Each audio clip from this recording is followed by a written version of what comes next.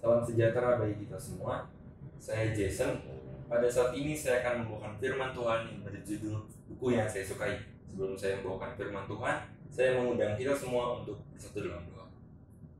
Tuhan Allah kami bertata dalam kerajaan surga. Pada saat ini Hambamu akan membawakan firman Tuhan. Biarlah kami dapat mengerti dan akan terberkati dengan firman Tuhan yang akan bawakan. Terima kasih Tuhan. Dalam nama Yesus kami berdoa. Amin. Buku adalah jendela dunia. Ada berbagai jenis buku bacaan bagi remaja yang beredar di sekitar kita. Jenis buku tersebut seperti fantasi, magic, horor, dan sejarah. Mereka bisa berimajinasi dan berkelana di dunia ilusi, perang, drama, percintaan, dan lain sebagainya. Dengan membaca buku, anak remaja dan orang muda dapat terbebas dari teknologi dan mengembangkan kemampuan imajinasi dan kreativitas mereka. Kita bisa bayangkan kalau saat ini, di saat pandemi seperti ini, semua hal berhubungan dengan teknologi, mulai dari pekerjaan, sekolah, bahkan saat kita mau bersosialisasi dengan lain, kita berhubungan dengan teknologi. Nah, oleh karena itu, saat kita membaca buku, kita akan bisa lepas dari teknologi dan mengembangkan kemampuan kita. Nah, seorang pembaca harus bisa menyaring bacaan yang baik dan mana bacaan yang harus dihindari. Nah, jangan sampai kita membaca pembacaan yang kita baca akan mengarahkan kita kepada hal-hal yang bertentangan. Perlu diperhatikan bahwa ada buku-buku yang memberi inspirasi, tetapi ada juga buku-buku yang menuntun kita kepada melanggar norma-norma kemanusiaan, melanggar hukum, atau juga akan memicu tindakan kekerasan secara lisan maupun fisik. Hal yang paling sering terjadi di antara remaja dan orang muda adalah bullying. Hal tersebut juga berhubungan dengan buku yang kita baca. Salah satu contoh negatif buku yang terkenal dan kemudian diangkat oleh layar kaca yang terjadi di Amerika, bahkan mungkin di seluruh dunia, yaitu Harry Potter. Benarkah Harry Potter and the Secret Text podcast adalah bahan belajar Alkitab suci bagi para penggemar J.K. Rowling sang pengarang? Bagi kebanyakan generasi milenial, Harry Potter lebih dari sekedar seri buku, namun juga sebuah teologi. Setidaknya 61 orang Amerika telah melihat dan menonton satu film dari Harry Potter. Harry Potter adalah sebuah novel fiksi yang dikarang oleh J.K. Rowling. Novel ini mengisahkan Harry Potter dan sahabatnya yang merupakan pelajar di sekolah sihir Hogwarts, dan cerita ini berfokus pada petualangan dan perjuangan Harry Potter dan temannya mengalahkan penyihir hitam. Munculnya Harry Potter dan internet modern yang akan berhubungan. Hal tersebut berhubungan sehingga mendasari banyak milenial mengenai moral, politik, dan juga etika. Nah, hal itu membuat mereka lebih percaya mengenai dan mendalami serial Harry Potter daripada Alkitab. Bahkan mungkin mereka lebih mengenal Gryffindor, Slytherin, Ravenclaw, Hufflepuff dibandingkan mengenal Matthew, Mark, Luke, atau John. Banyak anak muda milenial yang memandang Alkitab sebagai firman Allah, tetapi tidak sedikit juga yang memandang Alkitab hanya sebuah buku fiksi. Jadi, benarkah Alkitab adalah firman Allah atau hanya buku fiksi seperti novel Harry Potter? Apa yang Alkitab nyatakan tentang kebenaran firman Tuhan? Untuk menjawab pertanyaan tersebut, mari kita buka Alkitab kita di 2 Timotius 3 ayat 16. Isinya, segala tulisan yang diilhamkan Allah memang bermanfaat untuk mengajar, untuk menyatakan kesalahan, untuk memperbaiki kelakuan, untuk mendidik orang dalam kebenaran. Lalu selanjutnya kita bisa buka di 2 Petrus 1 ayat 21.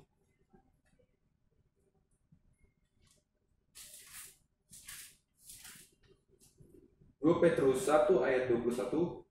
Isinya, sebab tidak pernah membuat dihasilkan oleh kehendak manusia, tetapi oleh dorongan Roh Kudus orang-orang berbicara atas nama Allah. Maksudnya di ayat ini maksudnya firman Tuhan yang ada di Alkitab dituliskan oleh penulis Alkitab bukan dari pemikiran mereka, tapi Tuhan yang mengilhamkan kepada mereka, lalu mereka tuliskan di Alkitab.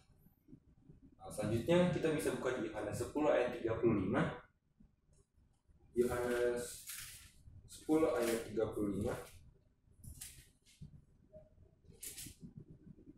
Isinya, jikalau mereka kepada siapa firman itu disampaikan disebut Allah, sedang kitab suci tidak dapat dibatalkan.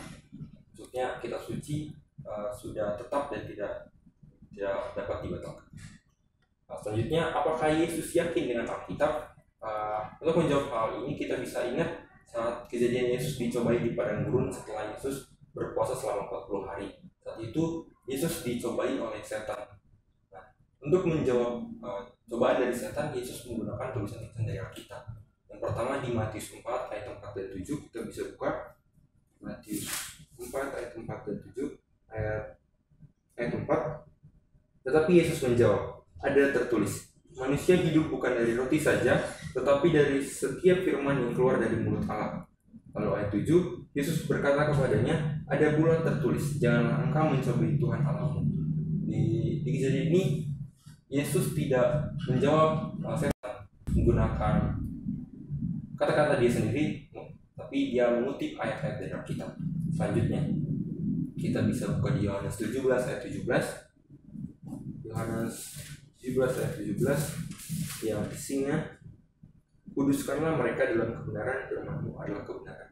Jadi Yesus yakin dengan Alkitab sebab di sini sudah dijelaskan, dikatakan bahwa firman Tuhan adalah kebenaran. Baik, selanjutnya, apakah nubuatan Alkitab diilhami oleh Allah? Kita bisa buka ayat-ayat berikut. Yang pertama mari kita buka Yesaya 42 ayat 8 dan 9.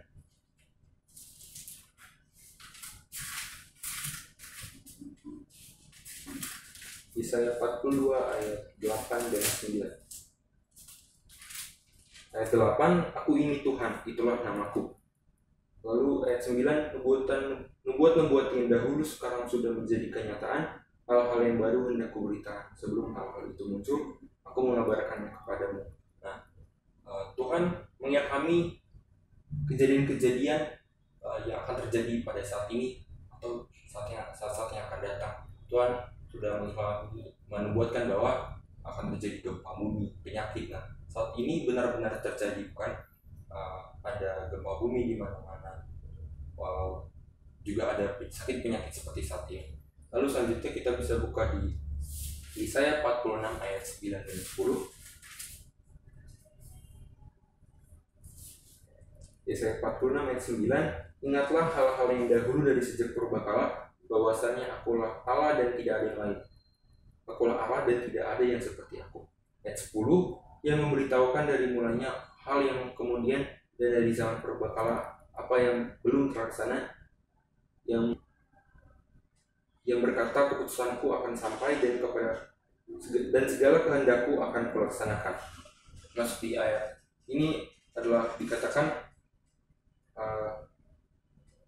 Yesus yang maksudnya Tuhan yang telah memberitahukan kejadian-kejadian yang akan terjadi di masa depan, dan itu diilhamkan kepada penulis yang menuliskan pada kita. Dan selanjutnya, apakah bisa kita percaya bahwa pernyataan ilmiah di Alkitab adalah benar?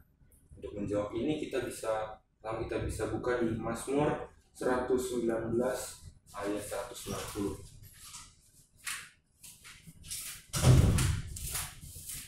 Mazmur 119 ayat 190.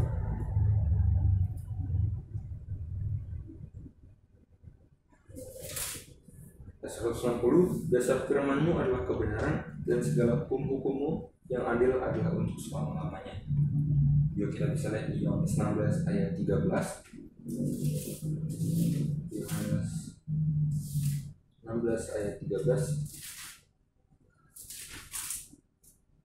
Isinya, tetapi apabila ia datang, yaitu roh kebenaran, ia akan memimpin kamu ke dalam seluruh kebenaran. Sebab ia tidak akan berkata-kata dari dirinya sendiri, tapi segala sesuatu yang didengarnya, itulah yang akan dikatakannya, dan ia akan memberitakan kepadamu hal-hal yang akan datang. Maksud dari ayat ini bahwa roh Tuhan akan memimpin kita ke dalam kebenaran, bukan kepada yang lain, bukan kepada kebinasaan, tetapi kepada kebenaran. Karena itu kita dapat mempercayai firman Tuhan. Lalu apa keuntungan terbesar seorang yang telah menerima Alkitab sebagai inspirasi dari Allah? Saya akan memberikan 3 keuntungan. Yang pertama, kita bisa buka di Mazmur 119 ayat 100. Mazmur 119 ayat 100. Isinya, aku lebih mengerti daripada orang-orang tua, sebab aku memegang titah-titahmu. Dikatakan di sini, kita akan diberikan pengertian. Lalu selanjutnya, keuntungan kedua kita bisa lihat di Mazmur 119 ayat 98. Ayat 98, perintahmu membuat aku lebih bijaksana daripada musuh-musuhku, sebab selama-lamanya itu ada padaku. Jadi jika firman Tuhan kita percaya dan ada selalu pada kita akan diberikan kebijaksanaan. Selanjutnya keuntungan yang ketiga, kita bisa buka di Yesaya 55 ayat 9. Yesaya 55 ayat 9, seperti tingginya langit dari bumi, demikianlah tingginya jalanku dari jalanmu, dan rancanganku dari rancanganmu. Maksud ayat ini adalah kita pasti pribadi punya rencana-rencana masing-masing. Kita menginginkan uang yang banyak, kita pasti ingin rencana kita ingin kerjaan bagus, lalu punya rumah yang mewah, punya mobil-mobil yang banyak dan juga mewah. Nah, dikatakan di sini rancanganmu dari rancanganku. Artinya adalah Tuhan akan memberikan rencana yang lebih baik daripada apa yang kita pikirkan. Ya, tentunya rencana keselamatan bagi kita semua. Kesimpulan yang dari firman Tuhan yang saya bawakan adalah membaca buku adalah penting untuk membuka wawasan, dan dalam memilih buku haruslah teliti dan berhati-hati agar tidak terperangkap dalam buah-buah pemikiran penulisnya yang bertentangan dengan kebenaran. Alkitab adalah buku Tuhan yang Tuhan berikan bagi manusia untuk memberi pengertian, memberi kepintaran dan hikmat bagi yang membacanya dan menghidupkannya. Dan yang paling utama, Alkitab menuntun manusia kepada juru selamat dunia, yaitu Yesus Kristus. Sekian firman Tuhan yang dapat saya bawakan pada saat ini. Terima kasih, Tuhan Yesus.